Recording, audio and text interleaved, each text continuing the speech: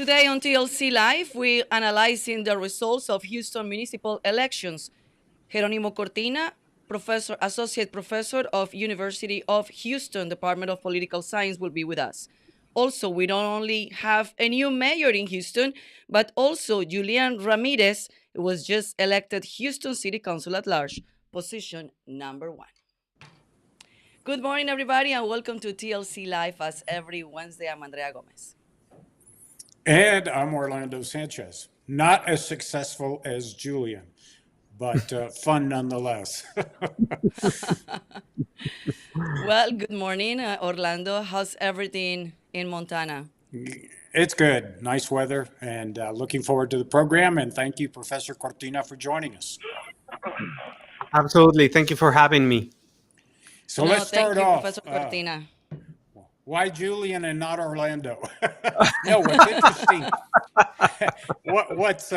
What's interesting is that both Julian and Roy had pretty good numbers, and we're all considered on the conservative side, and so I'm wondering what your analysis why Julian's and Roy's race was so tight, and even Willie Davis, who identifies as a conservative African American, and yet I was, I lagged substantially behind. So what do you attribute that to?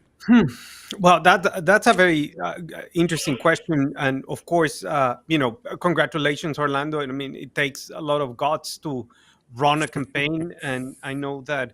You're very well prepared to have won this campaign. You have all the credentials, and that's democracy, and that's what it is. So glad to hear that, and also to Julian Ramirez, congratulations.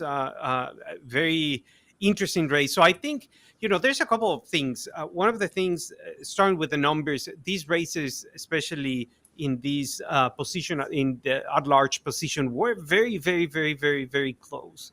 2,500 or 2,565 votes, if I remember correctly, in case of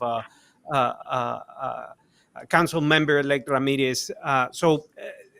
Two things start from here. One is that low turnout was a key indicator, and perhaps in certain parts of the city, the lower turnout helped a number of candidates in terms of who actually went out and turned out. So this indicates that elections are important, and a few thousand votes can make all the difference. So running a good campaign, sticking to the issues, so on and so forth, creates this environment in which candidates, if they run a successful campaign, are going to be running in terms of the issues.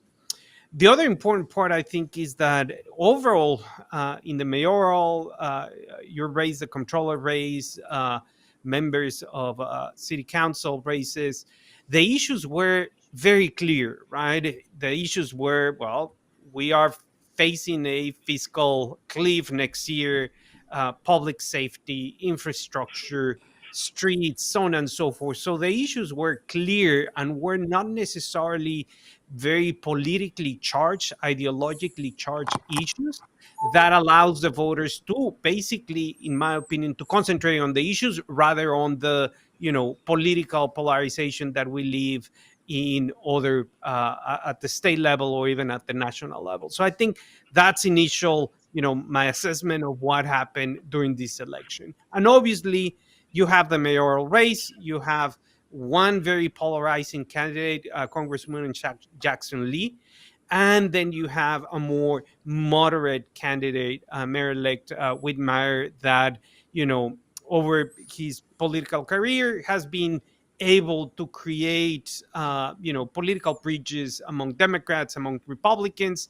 And I think that the appetite of the Houston electorate is like, we don't want we don't want any more divisions. We want to concentrate on the issues, while Sheila Jackson Lee perhaps tried to bring, national level issues, abortion, immigration, so on and so forth, that perhaps for this particular election did not resonate.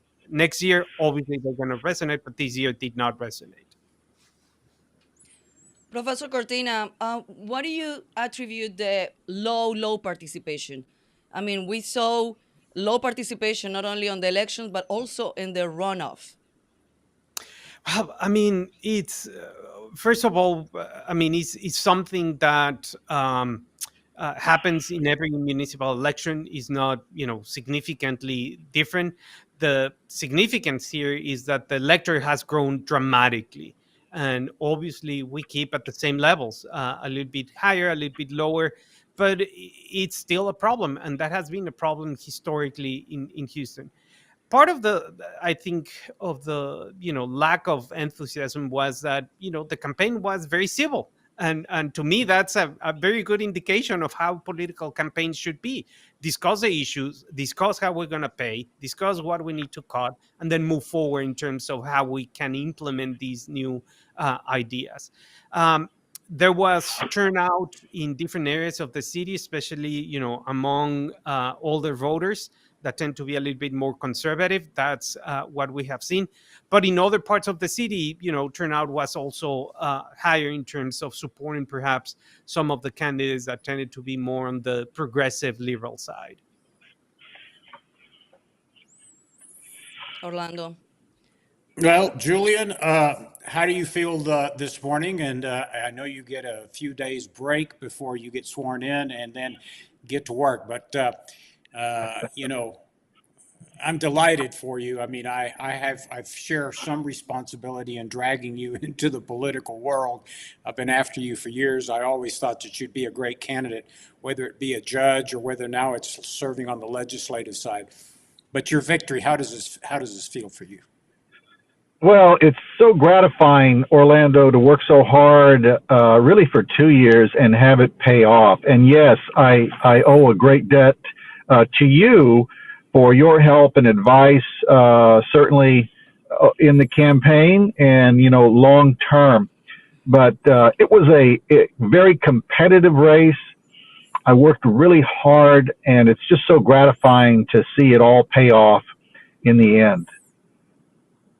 Good. Well, I know you did because I saw you everywhere. I mean, there wasn't much that you missed, and I'm sure you're going to enjoy the next few days and a couple of weeks before you get sworn in and then really have to go to work. But I'm really happy for you, and just congratulations.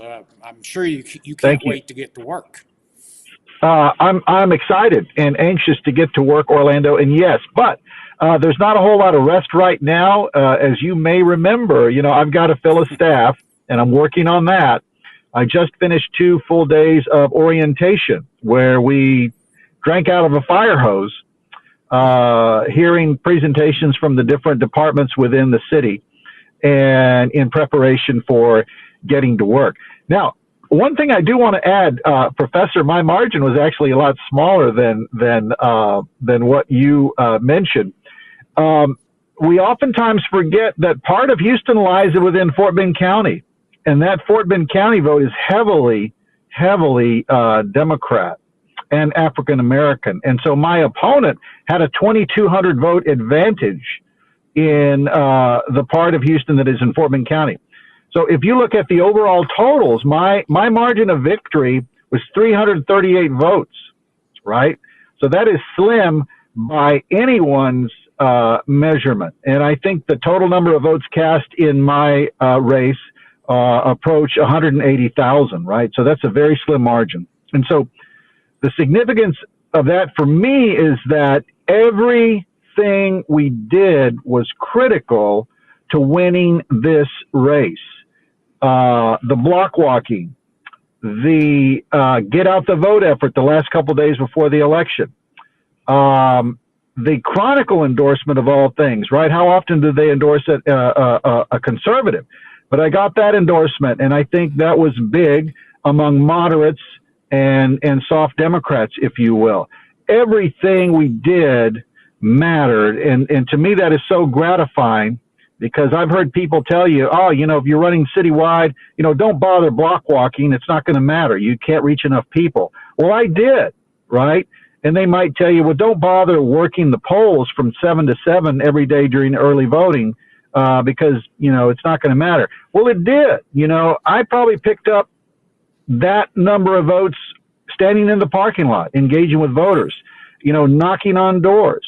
And certainly I can't leave out all the work that my volunteers did throughout the campaign, doing exactly the same thing, sending out emails to their friends, text messages to their friends, sharing my stuff on social media. It all came together. It all mattered. And that, to me, makes it special. Oh, absolutely. And you're 100% right. I was just referring to Harris County, right. Both different, Yeah. But you're 100%. And that's more to my point that, in this H&H, some candidates tend to think that block walking doesn't matter, going out or knocking on vote doesn't matter because you have social media. But social media and votes are 2 completely different things. You need people at the polls voting for one candidate. So I applaud you. That was a well-run campaign, especially, throughout the whole city. But if I may ask you a question now that I have you on academic, you bet. Given this margin, it's, how do you plan, to govern and engage the city? I mean, your mandate is, it's on your platform, but obviously, the city is, divided in this case. So, are you going to focus on the issues? What's going to be, what's next in terms of working with a new mayor? City council has now more power to put items on the agenda. So I think it's going to be a very interesting dynamic that I'm very excited to see, because now we're going to have this balance of power between city council and the mayor. So I'm just curious to see what's your take so far. Well, interestingly, Professor, almost all of the candidates focused on the very same issues that people care about: public safety, roads and infrastructure, flooding mitigation, and I harped a lot on cronyism and corruption in government. There was not a huge divide on the issues that candidates talked about. And so that's going to continue to be my focus going forward, representing the entire city. I'm glad that John Whitmire was elected mayor. I voted for him. I think his platform was more in line with what residents want and need. And hearing him from time to time on the campaign, I liked a lot of what he said. If he follows through on that, I'll be happy to support him. But as an at-large council member, I stressed the importance of being an independent voice on those occasions when the mayor proposes something that is not in the city's best interest, to be able to speak out in a way that our district council members cannot. So that's going to be my focus going forward. And I'm just excited to get to work. Julian, Professor, one congratulations. question that I have for you. We touched about low voter turnout, but as the city continues to grow with respect to one ethnic group, and that's the Hispanic population, and I've been doing this since 1992, when the eligible Hispanic population wasn't what it is today. Now it's exploded.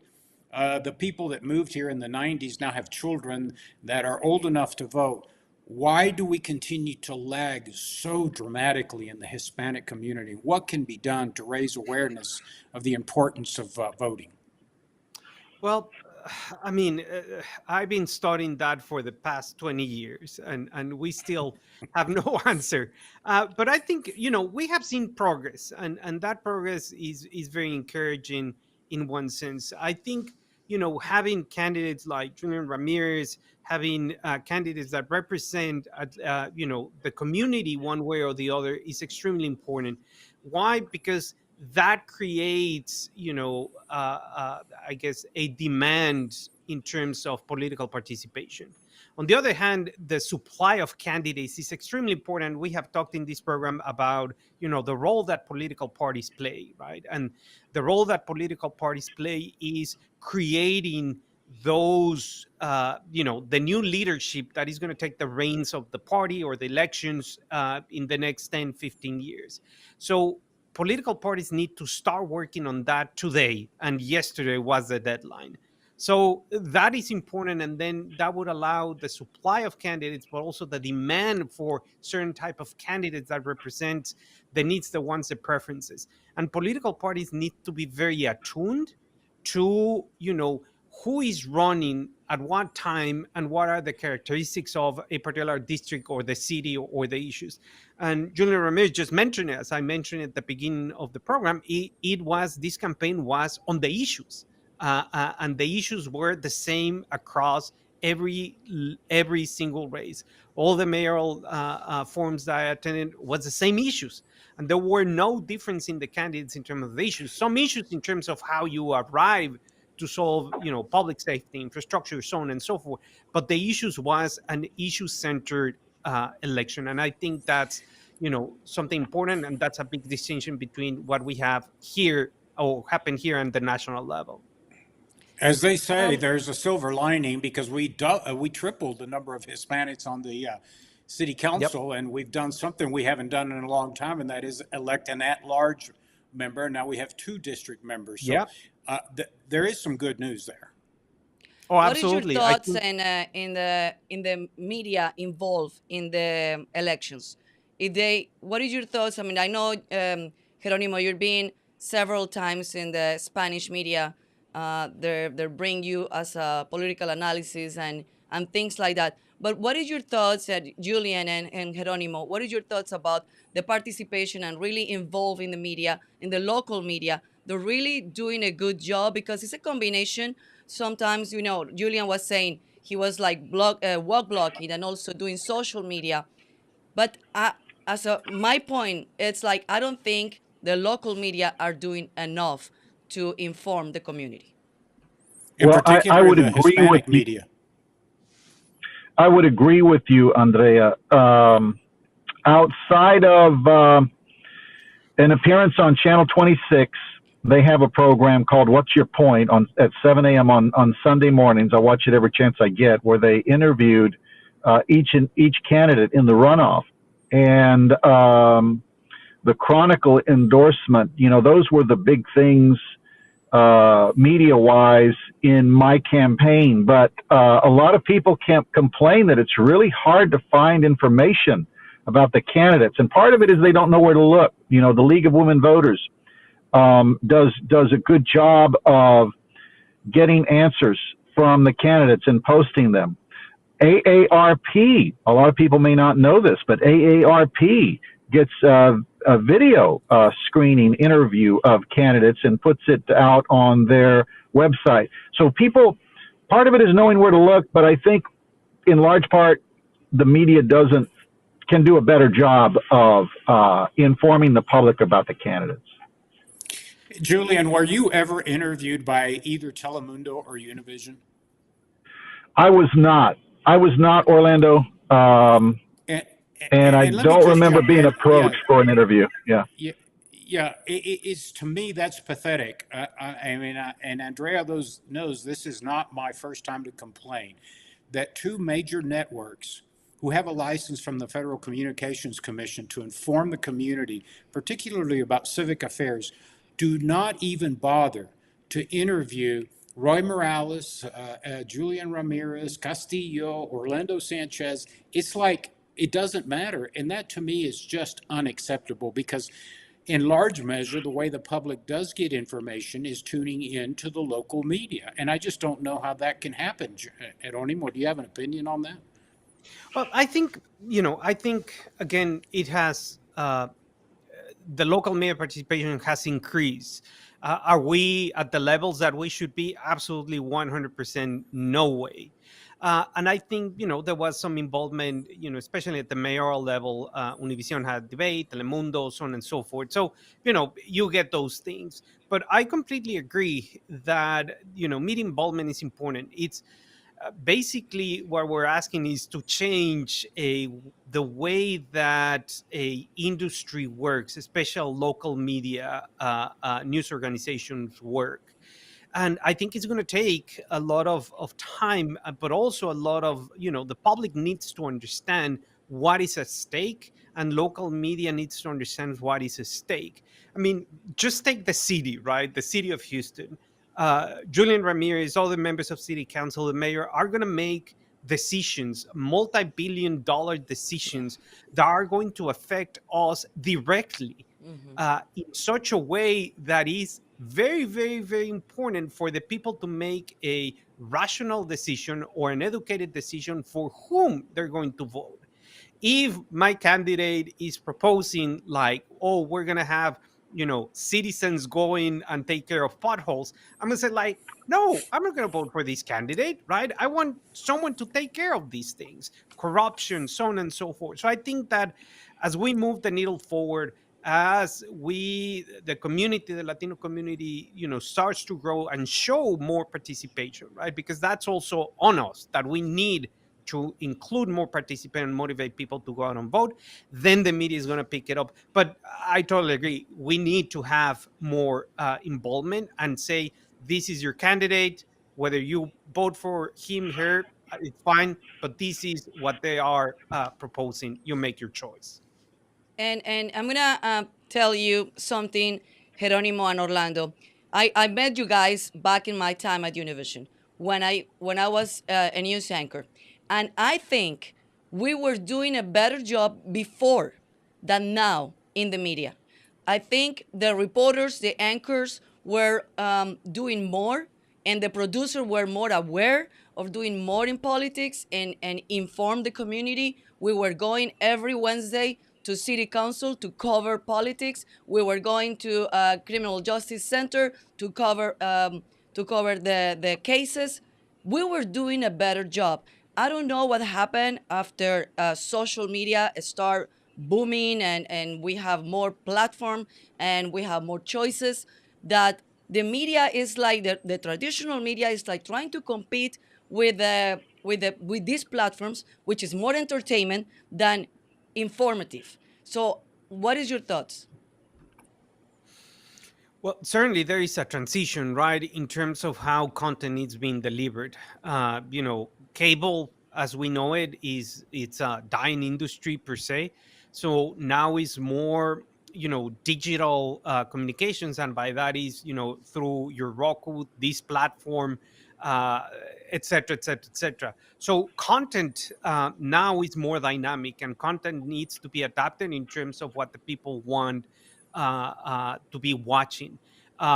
So now, for example, some of the local mini news, you get your app, you get content, you have two different streams of content, one that could be news, one that could be something else. But I think that there is an effort on local media to try to understand how to transition into that, and how to deliver more content that is important. And one of the things that I've always say is, you know uh, especially the big two networks, right, at the national level, Telemundo and Univision, we always complain, oh, we don't get, enough attention from politicians and everything. Well, yes, but you need to have people that are following, right, for example, the White House, or that are following the State Department 24/7, like many other national news organizations.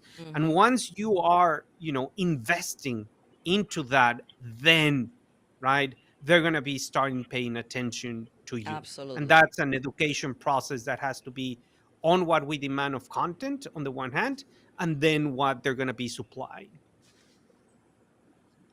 Absolutely. Yeah, I think you're right on that. They always complain that the politicians are not investing or not buying commercials, or not, they're like they only invest on the English stations. But it's a two-way street. It's Right. not just one way. If you want the politicians to invest in TV ads, well, you need to invest on them too. You need to interview them. You need to give them enough time and equal time to all the candidates, and inform the community, and also give them the chance to expose or to put the platform in to the community. So I think Correct. it's and that's what especially the Spanish media is having a big problem on that. Correct. Yep. Absolutely. Well, Professor, it's, I'll just say, and Julian can speak on his behalf, but I always find it interesting that when you're on the campaign trail, that when you engage citizens, they'll spend 10 minutes talking to you about a complaint. Either the garbage isn't picked up on time, the dumping in the Fifth Ward, how long they had to wait for a police officer.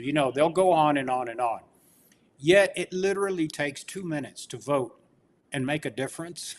They'll spend 10 minutes complaining, but won't take 2 minutes to vote. It's just, to me, it's just absolutely mind boggling. Yeah, I've never run anything in my life, so, but I see what you're saying. I don't know what uh, Julian Yeah. thinks about it, but Well, I think there's a perception among a lot of people that politicians, elected officials, are not very responsive. I kind of think that if we spent more time reaching out where they are, engaging them, and trying to meet their needs and requests, they might take more interest in it. But a lot of people think, well, my vote doesn't matter, and it doesn't matter. They're all the same. Things are not going to change, and so I think that's part of the apathy and the low turnout. Yeah. Absolutely. Well, we don't So want to keep you guys too long. That wraps up most of my questions. Professor Cortina, you're always very generous. Thank you for being on the program. Julian, I can't be prouder about your outcome, and the fact that you took time to participate in our Leadership Latino class, which is what we're trying to do, is educate more Hispanics and to get involved in local politics. And Andrea will come up with mention the upcoming class. So hopefully you will serve as an encouragement for younger Latinos to take the Leadership Latino class and be able to participate. So You to bet. both of you, thank you very much, and congratulations again. Andrea, I'll turn it back over to you. okay, well, call to action, guys, before we go off the air. Jeronimo, call to action, and then Julian, I want to hear not only call to action, but what is going to be the first thing that you're going to do? I mean, very simple. We need to participate. If we don't go out and vote in every single election, then we cannot complain. And being part of a democracy is that we need to be active participants in this democratic process. So I think it's extremely important not only to register, but actually to take time and vote. Thank you, Professor Cortina. Julian, call to action, and we want to hear what is the first thing that you're going to do as soon as you take office? Well, call to action would be folks stay involved. Demand more of your elected officials and look at what they're doing. And as far as what I'm going to do first, I want to meet with the mayor and talk about funding for the crime lab and to reduce the backlog that we have there. That's a huge problem. Didn't get much attention in the campaign. I think I was the only one talking about it. So I want to have a serious conversation about how we solve that, because it's making Houston less safe.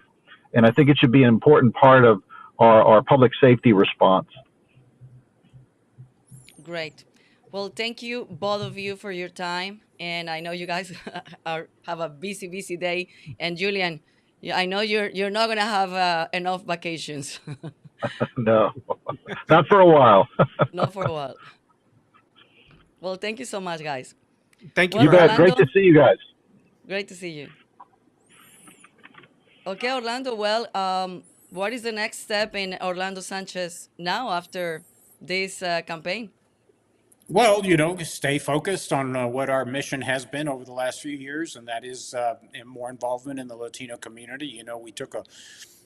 It was actually very difficult, as you know, Andrea, to run the political action committee across the state of Texas and campaign for public office. So the good news is that I can focus 100% now on what we were doing. Not that we were still involved. We had the No Lo Sabia campaign. We've been recruiting candidates. We have former mayor of Del Rio, Robert Garza, running for state representative. We're excited about the prospects of electing somebody that's a little more conservative in Valverde County. We have all of our state representatives like Ryan Guillen and John Lujan to protect. So we have a lot of work to do. So I'll just stay focused on the PAC and continue to, mold and help recruit the next generation of leaders in the state of Texas. So that's our focus, and I'm looking forward to it. Absolutely. And talking about that, we have a Leadership Latino class coming up at the end of January. So you can find all the information in our website, texaslatinoconservatives.com, texaslatinoconservatives.com. You're going to find the Leadership Latino program. It's at the top of the of the main page. So you just click there, register. It's at no cost. You can learn from A to Z how to be a leader in your community, how to be the voice in your community, how to run for office from the moment that you register your name till campaigning, fundraiser, ethics, and media training, everything that you need when it comes to run for office. So Leadership Latino is going to be at the end of January here in Houston. Not only is at no cost, but also we are sponsor the hotel. We are giving you guys up to $200 on transportation, either if you're driving from other city in Texas, and we pay pretty much for the gas, or if you want to fly, we pay up to $200. So but the most important thing is what you're going to learn. How are you going to become not only a leader in your community, but also if you want to run for office or you want to get involved in any campaign in your city. This is the best way to do it. We need to participate. We need to train the new leaders in our community, the new voices in our community, not only Latinos. Of course, we're calling Latinos to represent the community, but if you're not Latino, also you can come to this class. So again, it's texaslatinoconservatives.com. You just go to Leadership Latino and register. It's going to be at the end of January. It's going to be the dates and all the information that you need to that program, Leadership Latino. We have Mayra Flores, that she's a graduate. We have just Julian Ramirez, that also is a graduate from the class. Also Roy Morales and many other leaders in the community that not only running for office, but already in office. So very important to that. And also, if you want to contribute, become a member in Texas Latino Conservative, we need your help and we need your support. So Orlando, hope to see you soon back in Houston. I don't know when you're coming back, but obviously looking forward to see you here and spend more time and plan the next year in Texas Latino Conservatives. Yeah, and I want to take one moment to say, from a personal perspective, campaigns aren't about just the candidate. Campaigns are put together by donors and volunteers, people that are very generous. And, not everyone can win. It's like a baseball game. You don't get a hit every time, or a soccer match. You don't always score a goal. And, but I wanted to take a moment to thank everybody that was involved, those that were very generous to the campaign, those that volunteered their time, those that showed up to the polls to work. So, from a personal perspective, I want to say thank you to everyone that participated. We're sorry we fell short, substantially short, but the good news is that I have been in contact with my opponent, Chris Hollins, and sent him a note on election night, and then he has texted me back, and it looks like we're going to get together to talk about some ideas, particularly the public safety district that I had discussed. So, you don't always have to win to make a contribution in your community, as long as your opponents listen to your issues and try to, see if something can be worked out for the benefit of the community. I think that's a positive. And I look forward to meeting with my former opponent, Chris Hollins, and I want to wish him well. But again, I just want to thank my contributors and my volunteers and staff and everybody that worked so hard. It's not easy losing, but again, two teams can't win. Well, I don't think you're losing. Definitely, we're winning because we're gonna also concentrate on Texas Latino conservatives. I keep doing what when we're the motivation and everything that we've been doing here in Texas Latino conservatives. We're doing great things. So I think it's just a lesson learned, and it's not about the candidate. It's about, like, look at you now. Now you're gonna talk to Chris, and it's about the city. It's about our community. Correct. All right. Well, thank you, Orlando. And thank you very much, everybody, to stay tuned with us. And I'll see you guys next Wednesday. Nos vemos el próximo miércoles.